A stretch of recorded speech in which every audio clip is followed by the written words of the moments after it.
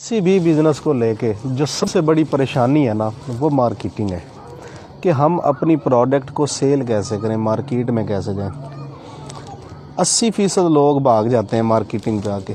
किसी भी चीज़ का प्लांट लगाना, किसी भी चीज़ की प्रोडक्शन करना, ये इतनी मुश्किल नहीं है जितना मुश्किल है उस प्रोडक्ट को ले जाके कंपटीशन के दौर में मार्केट में बेच देना। ये बड़ा फ़न है। जब सोना यूरिया पाकिस्तान में आया था ना, तो खाद कोई नहीं लेता था सोना यूरिया। सेल अफसर जाके रात के वक्त जिस ज़िम्मेदार की फसल में पानी लगा होता था ना, ज़िम्मेदार से चोरी उसकी फसल में यूरिया डाल आते थे।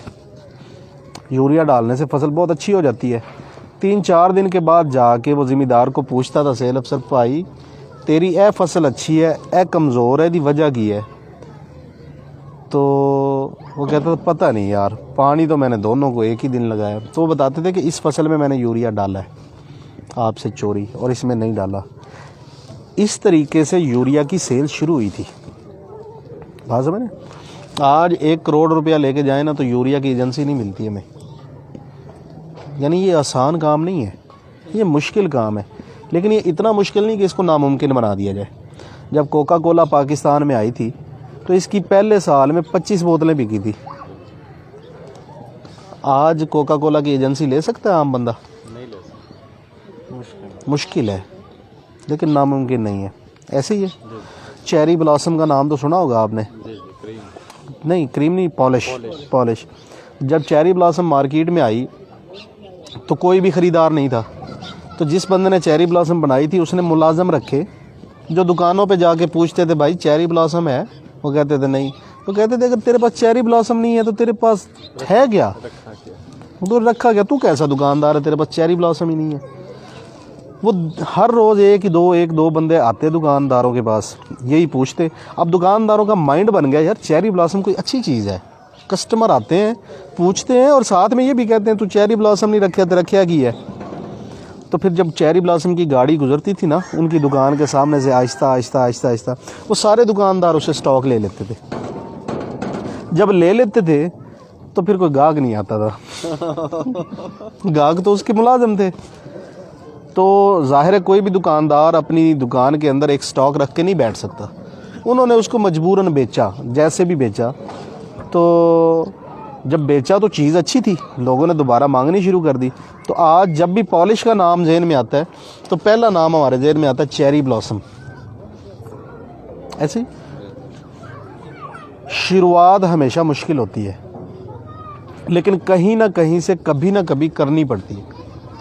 नया बंदा जब भी प्रोडक्ट मार्केट में लेके जाता है ना, उसके जहन में बड़े ना सुहाने ख्वाब सजाए होते हैं उसने, वो टूट जाते हैं कि मैंने जनाब ये चीज़ बना ली, अब मैं इसको बेचूंगा, अब मैं लखपति हो जाऊंगा, फिर मैं करोड़पति, और फिर मैं अरबपति हो जाऊंगा।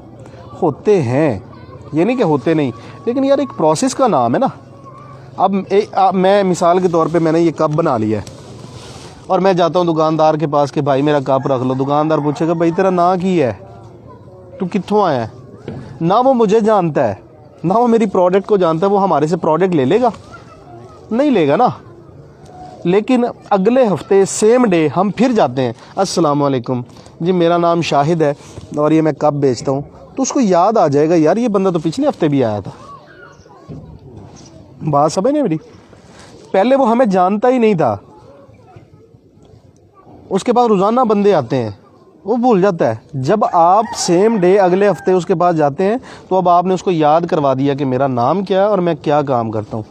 प्रोडक्ट उसने आपसे फिर भी नहीं लेनी, लेकिन आपने याद करवा दिया। जब आप तीसरे हफ्ते और सेम डे उसी के पास जाते हैं और जाके कहते हैं अस्सलाम वालेकुम, तो फिर आपको ये कप दिखाने की ज़रूरत नहीं। उसको पता है कि आपका नाम शाहिद हुसैन जोई है और आप कप बेचते हैं। मतलब इंट्रोड्यूस हो गया, आपने अपने आप को इस्टेब्लिश कर लिया है कि आपका नाम शाहिद है और आप कप बेचते हैं। अब आपको ये कहने की ज़रूरत नहीं है।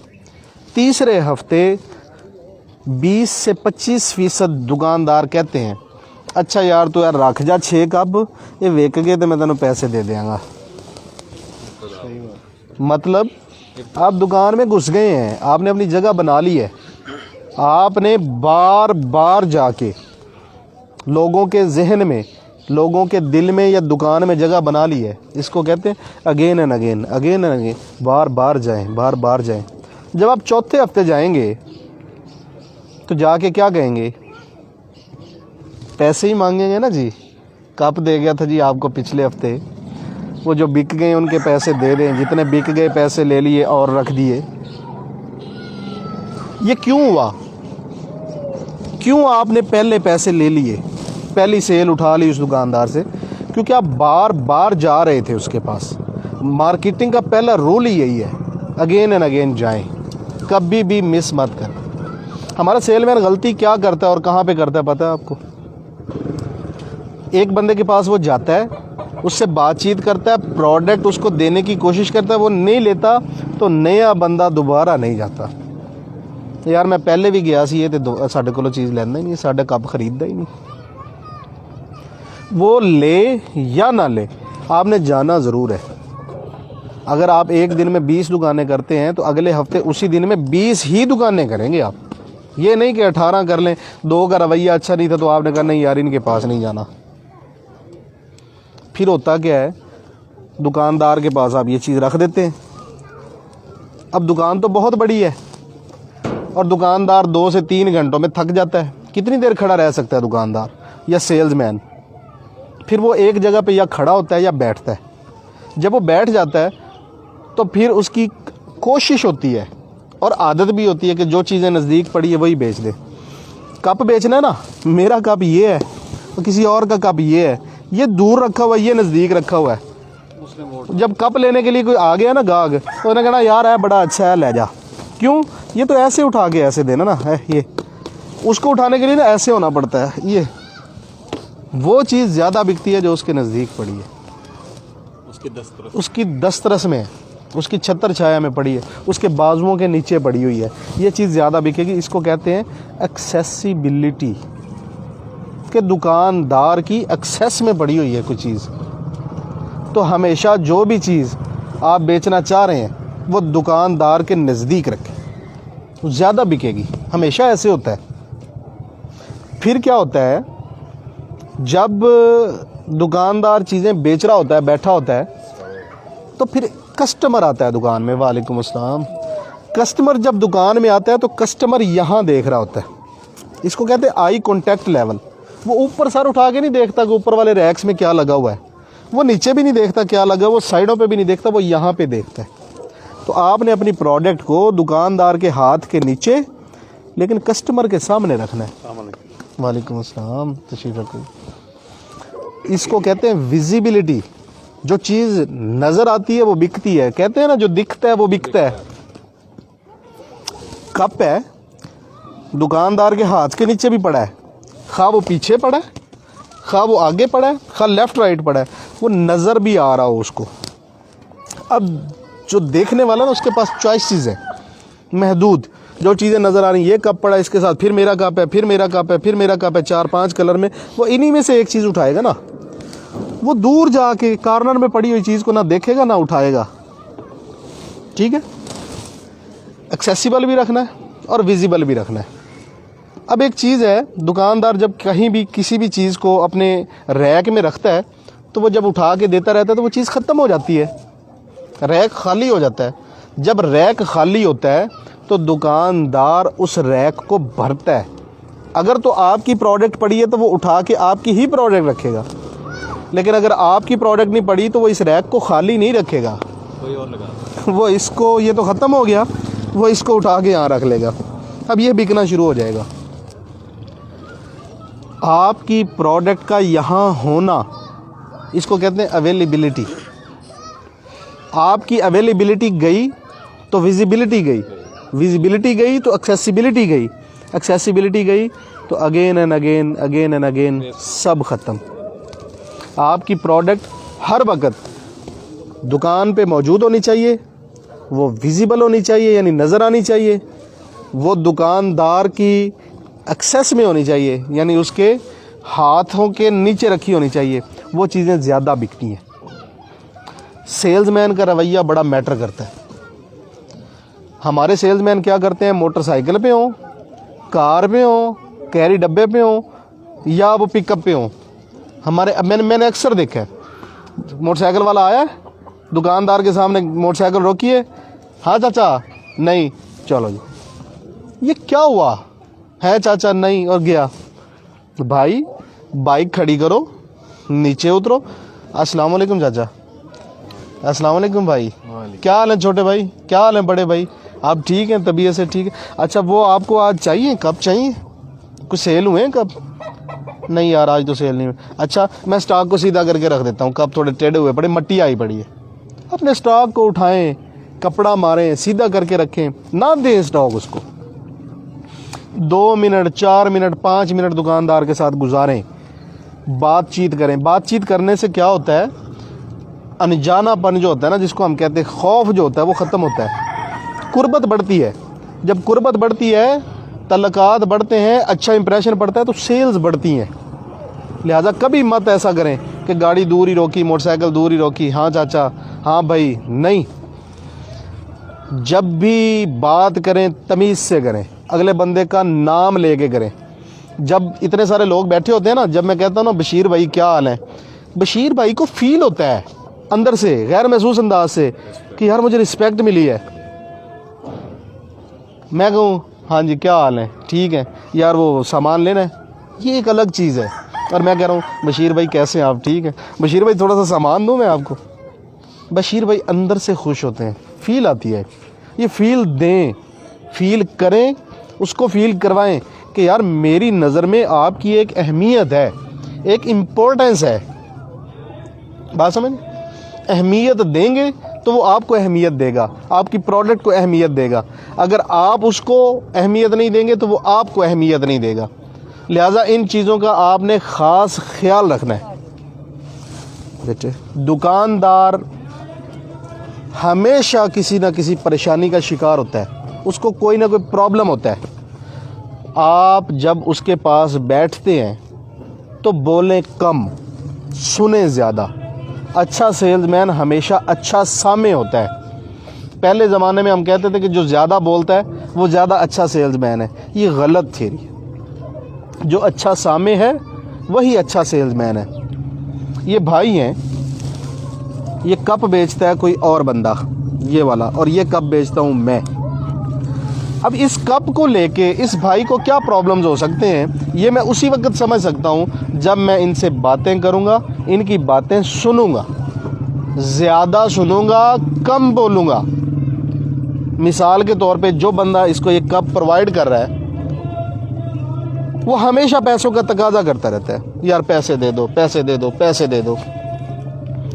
ये इस दुकानदार का प्रॉब्लम हो सकता है। आप जब समझेंगे कि इसका क्या प्रॉब्लम है तो आप इसको आउट कर सकते हैं। कैसे? आप कहें चाचा जी ए कप ले लो, सुकून नाल जदों होण पैसे दे देना। बात समझ रहे हैं आप मेरी? पैसों का तकाजा आपने भी करना है, ये नहीं कि आपने नहीं करना, लेकिन आप उसकी साइकी को समझें कि वो इरिटेट किस चीज़ से हो रहा है। एक बंदा कप बेच रहा है और कंप्लेन आ रही है कि यार हथी टूट जाती है कप की ना जल्दी, कस्टमर्स आके बता रहे हैं। आपने उसको ये नहीं कहना कि भाई इसको हटा दो। आप उसकी बातों से जब अंदाज़ा लगा चुके हैं कि हथी का प्रॉब्लम है, आप बार बार कहेंगे चाचा जी यदि हथी बड़ी मजबूत है। आप ये नहीं कहेंगे कि इसकी हथी कमज़ोर है, मैंने ये समझ लिया, अरे इसकी हथी नहीं टूटेगी, ये मेरी गारंटी है। पैसे तो जो लेने देने हैं ना है ही, लेकिन ये जनाब इसकी हथी की कंप्लेन नहीं आई आज तक। गैर महसूस अंदाज में उसके दिमाग में ये चीज़ बिठानी है कि जो आपका प्रॉब्लम है मेरे पास उसका सलूशन है। आप चीज़ नहीं बेचेंगे, आप अपनी प्रोडक्ट के ज़रिए उस बंदे के प्रॉब्लम का सलूशन बेचेंगे। सलूशन बिका तो ये साहब आउट हैं और ये इन है। प्रॉब्लम कई हो सकते हैं, मैं एक एग्जांपल दे रहा हूँ एक चीज़ को लेके। आप जो भी चीज़ बेचते हैं या बेचना चाह रहे हैं, समझें प्रॉब्लम क्या है। रेट का प्रॉब्लम हो सकता है, बंदे के बिहेवियर का प्रॉब्लम हो सकता है, अवेलेबिलिटी का प्रॉब्लम हो सकता है, या जो है ना मार्केट में से कुछ और भी कंप्लेंट्स आ रही हैं। ABCD समझें, तसल्ली से बातचीत करें, आप सबसे अच्छे सेल्समैन बन सकते हैं। ज़रूरी नहीं है कि आप अनाड़ी हैं तो आप सेल नहीं कर सकते। मेरी ये 5 या 6 बातें याद रख लें, मेहनत शुरू कर दें, 1 महीने में नई प्रोडक्ट लेके नए बंदे हो के आप मार्केट से पैसा उठाना शुरू कर देंगे। और कभी भी ये नहीं होता कि आप पूरी मार्केट को कैप्चर कर लें। हिस्सा बकदरे जुस्सा होता है। जितनी आपकी इन्वेस्टमेंट है उस हिसाब से मार्केट से शेयर उठा लेंगे। पूरी मार्केट नहीं उठा सकते आप, ये कभी नहीं होता। एक बड़ी सी परात के अंदर आप खाना रख दें, एक तरफ चूहे को बिठा दें और एक तरफ हाथी को बिठा दें, खाएं, कौन ज़्यादा खाएगा? हाथी ज़्यादा खाएगा, उसका जुस्सा ज़्यादा है, उसकी इन्वेस्टमेंट ज़्यादा है, उसने मार्केट में पैसा ज़्यादा डाला है, उसने रिसर्च और डेवलपमेंट ज़्यादा की है। चूहा कम खाएगा, जुस्से के मुताबिक खाएगा। हम अपना शेयर उठा सकते हैं। अगर एक करोड़ रुपए की मार्केट है एक कस्बे के अंदर, एक छोटे शहर के अंदर, तो वहाँ पे 10 बंदे काम करने वाले हैं, तो उन 10 बंदों में से हम 1 करोड़ रुपया में से अपना उतना ही हिस्सा उठाएंगे ना जितनी हमारी इन्वेस्टमेंट है या जितनी हमारी मेहनत है। ये तो नहीं हो सकता करोड़ का करोड़ हम ले लें। हम उस करोड़ में से 2 लाख, 4 लाख, 5 लाख, 10 लाख निकाल सकते हैं, और यही मार्केट का असूल है। इससे ज़्यादा हम नहीं उठा सकते। लिहाजा कभी भी दिल छोटा नहीं करना, फेड अप नहीं होना। अपनी प्रोडक्ट को समझें कि ये क्या है, इसके अंदर क्या स्ट्रेंथ है, क्या जान है, इसकी खूबियाँ क्या और इसकी खामियाँ क्या हैं, और उसके बाद मार्केट के इन 6 असूलों को लेकर जाएं। इंशाल्लाह 1 महीने के अंदर आप प्रोग्रेस देखेंगे, आप मार्केट से पैसा उठा रहे होंगे। मार्केटिंग पे कोई सवाल करना हो तो मैं हाजिर। अस्सलाम वालेकुम जी। सर एक सवाल है, डिस्ट्रीब्यूटर को खुद के साथ कैसे जोड़ें? डिस्ट्रीब्यूटर को 2 चीज़ें चाहिए। डिस्ट्रीब्यूटर को 2 चीज़ें चाहिए, प्रोडक्ट की कंप्लेन ना आए और रेट अच्छा हो। डिस्ट्रीब्यूटर को इसके अलावा कुछ भी नहीं चाहिए। उधार जो बंदा ज़्यादा देता है डिस्ट्रीब्यूटर उसी का होता है। आप उधार देने की कैपेसिटी रखते हैं, आप बिल्कुल इन हो जाएंगे, डिस्ट्रीब्यूटर आपको जनाब सर आंखों पे बिठाएगा। अगर आप उधार नहीं दे सकते तो डिस्ट्रीब्यूटर आपको लिफ्ट भी नहीं करवाएगा। सिंपल, इसमें कोई वो लंबी चौड़ी तमहीद ही नहीं है।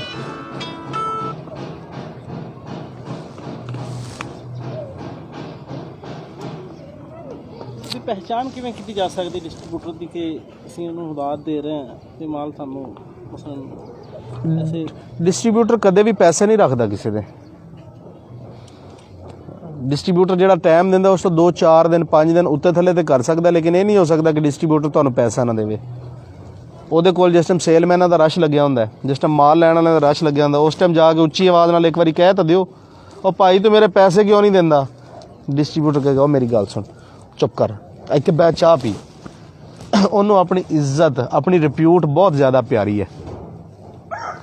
अगर तुहाड़ी चीज़ ख़राब है वो तुहानू कहेगा भाई तेरी चीज़ ख़राब है, चुक अपनी चीज़ और जा। लेकिन अगर तेरी चीज़ ठीक है ना, तेरा पैसे नहीं रखेगा। अगर ओदी रिप्यूट एक दफ़ा ये बन गई कि लोगों के पैसे खा जाता, किहड़ी कंपनी ओदे नज़दीक लगेगी? ये नहीं हो सकता।